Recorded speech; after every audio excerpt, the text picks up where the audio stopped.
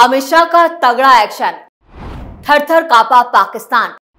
डोभाल और IB chief ने बनाया प्लान, शाह की हाई लेवल मीटिंग से मचा हड़कंप। नमस्कार, मैं हूं परवीन शेख, आप देख रहे हैं कैपिटल टीवी की स्पेशल स्टोरी।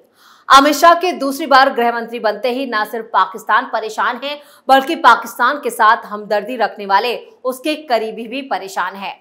अब अमित शाह ने दिल्ली में एक हाई लेवल मीटिंग की है, जिसके बाद पाकिस्तान थर-थर कांप रहा है, क्योंकि कश्मीर से आतंकियों के सफाई के लिए शाह ने एक बड़ा एक्शन प्लान बनाया है। दरअसल केंद्रीय गृह मंत्री अमित शाह जम्मू कश्मीर में हुए आतंकी हमलों को लेकर उन्होंने ये हाई लेवल बैठक की। सरकार बार बार ये दावा कर रही है कि जम्मू कश्मीर में आतंकी हमले कम हुए हैं, लेकिन जम्मू रीजन में जिस तरह से पिछले दिनों हमले हुए हैं, उससे सुरक्षा व्यवस्था को लेकर सवाल खड़े हो रहे हैं। जम्मू में हुए हमलों के बाद प्रधानमंत्री नरेंद्र मोदी ने अमित शाह से बात की थी, जिसके बाद यह हाई लेवल मीटिंग बुलाई गई। जम्मू कश्मीर में हुए आतंकी हमलों के बाद हालात की समीक्षा के लिए 16 जून को केंद्रीय गृह मंत्री अमित शाह ने ये उच्च स्तरीय बैठक की। इससे पहले प्रधानमंत्री मोदी भी इस मुद्दे पर हाई लेवल बैठक कर चुके हैं। 16 जून की बैठक में अमित शाह के साथ साथ जम्मू कश्मीर के उपराज्यपाल मनोज सिन्हा, राष्ट्रीय सुरक्षा सलाहकार यानी एनएसए चीफ अजीत डोभाल और सेना, अर्धसैनिक बलों, जम्मू कश्मीर पुलिस और खुफिया एजेंसियों के अधिकारी मौजूद रहे। बैठक में जम्मू कश्मीर की सुरक्षा स्थिति और खासतौर से आगामी अमरनाथ यात्रा के लिए सुरक्षा व्यवस्था पर चर्चा की गई। आपको बता दें कि इस बार अमरनाथ यात्रा 29 जून से शुरू होकर 19 अगस्त तक चलेगी। यात्रा के दोनों रास्तों यानी बालटाल और पहलगाम की सुरक्षा सुनिश्चित करने, श्रद्धालुओं की सुविधा समेत दूसरे मुद्दों पर इस बैठक में चर्चा हुई। गृह मंत्री अमित शाह के सामने अधिकारियों ने अमरनाथ यात्रा की सुरक्षा योजना को लेकर महत्वपूर्ण प्रेजेंटेशन दी। केंद्रीय गृह मंत्री के रूप में दूसरे कार्यकाल में जम्मू कश्मीर पर अमित शाह की अध्यक्षता में होने वाली ये पहली हाई लेवल मीटिंग थी। बैठक में जम्मू से कठुआ के बीच अंतर्राष्ट्रीय सीमा के जरिए घुसपैठ के रास्तों को बंद करने पर भी चर्चा की गई। रियासी जिले में शिवखोड़ी मंदिर के तीर्थ यात्रियों पर 9 जून को हुए आतंकी हमले के मद्देनजर इस साल अमरनाथ यात्रा के लिए कड़ी सुरक्षा की उम्मीद है। अर्धसैनिक बलों की 400 से ज्यादा अतिरिक्त कंपनियों को तैनात किए जाने की पूरी तैयारी कर ली गई है।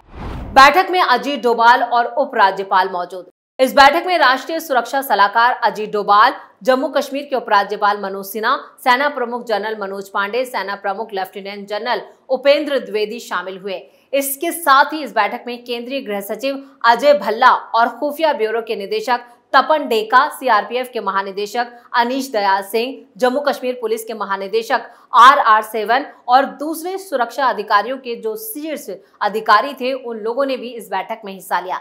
सेना के चीफ, वाईएस चीफ, सेना के 15 और 16 कोर कमांडर भी बैठक में मौजूद रहे। सूत्रों के मुताबिक पिछले शुक्रवार को हुई एक बैठक में शाह को जम्मू कश्मीर में सुरक्षा स्थिति, अंतर्राष्ट्रीय सीमा और नियंत्रण रेखा पर सुरक्षा बलों की तैनाती, घुसपैठ की कोशिशों, आतंकवाद रोधी अभियानों की स्थिति और केंद्र शासित प्रदेश में सक्रिय आतंकवादियों के बारे में जानकारी दी गई थी। सर्जिकल एयर स्ट्राइक अब क्या? इस समय ऐसी चर्चा जरूर चल रही है कि सेना कोई बड़ा ऑपरेशन आतंकवादियों के खिलाफ चला सकती है। अब इस ऑपरेशन के तहत कहां तक कार्रवाई की जाएगी, ये अभी पूरी तरह से साफ नहीं है, लेकिन सरकार ने शांत बैठने का निर्णय नहीं लिया है। बड़ी बात यह है कि मोदी सरकार ने इससे पहले आतंकवादियों के हमले के जवाब में सर्जिकल और एयर स्ट्राइक तक करवा रखी है। इसी वजह से सोशल मीडिया पर जरूर इस तरह की चर्चा चल रही है कि फिर कोई बड़ी कार्रवाई हो सकती है। पाकिस्तान के खिलाफ मिले सबूत। समझने वाली बात यह भी है कि हाल के दिनों में जितने भी आतंकी हमले हुए हैं, उनमें पाकिस्तान की भूमिका को लेकर पुख्ता सबूत मिले हैं। इनमें पाकिस्तान की बैटरी से लेकर वहां बनने वाली चॉकलेट तक शामिल है। जो बंदूक बरामद हुई हैं, उनका भी पाकिस्तानी कनेक्शन सामने आ चुका है। इससे ऊपर जानकार मानते हैं कि बॉर्डर पर सीज फायर के बावजूद भी आतंकी लगातार घुसपैठ करने में कामयाब हो रहे हैं। दहशतगर्दों की तरफ से सेना से सीधी टक्कर नहीं ली जा रही है, बल्कि वाहनों और पोस्ट पर हमला कर नुकसान पहुंचाने की कवायद दिख रही है। जंगलों के रास्ते घाटी में एंट्री, सेना करेगी ऑपरेशन।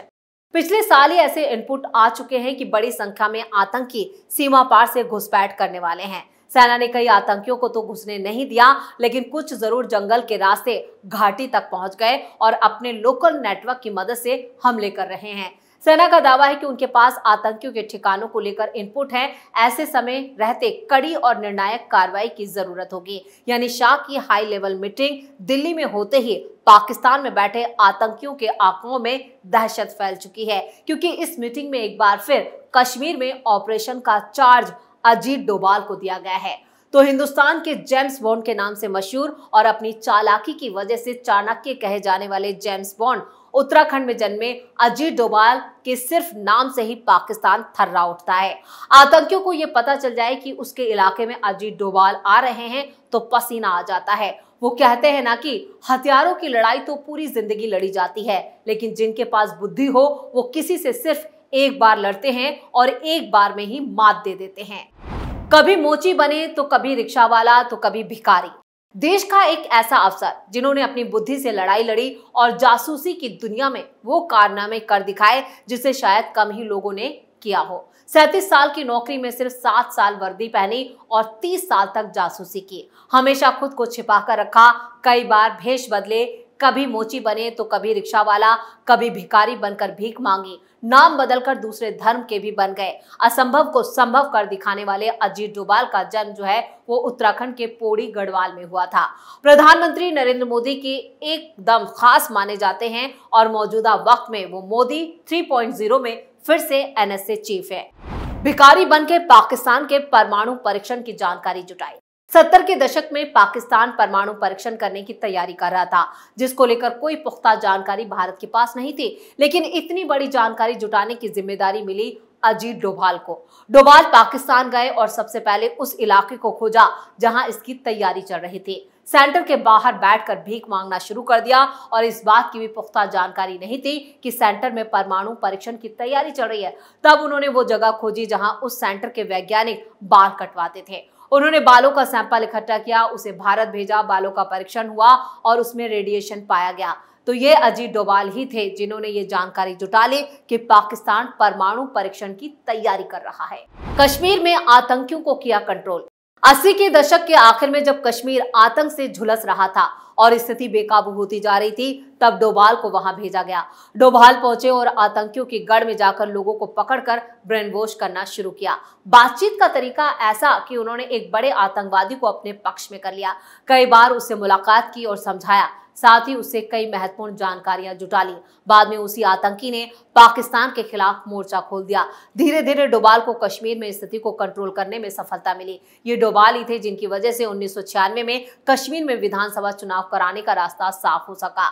1972 में मिजोरम में नॉर्थ ईस्ट में आतंकवाद की वजह से बहुत परेशानी थी। मिजोरम में लाल डेंगा बहुत शक्तिशाली हो चुका था, अपनी अलग ही सरकार चला रहा था। ऐसे मुश्किल वक्त हालात को कंट्रोल करने के लिए डोभाल को भेजा गया।